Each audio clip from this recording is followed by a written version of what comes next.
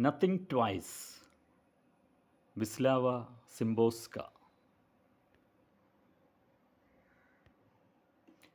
Nothing can ever happen twice.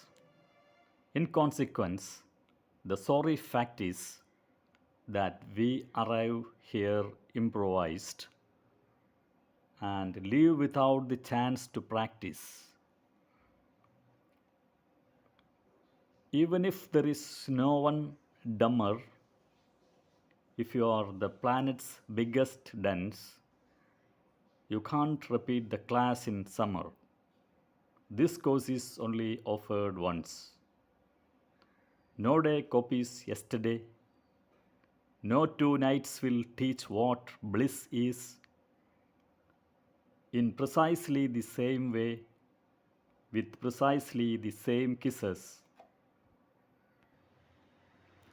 One day, perhaps some idle tongue mentions your name by accident. I feel as if a rose were flung into the room all hue and scent.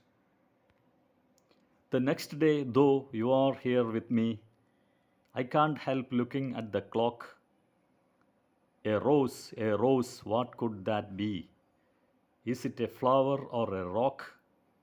Why do we treat the fleeting day with so much needless fear and sorrow?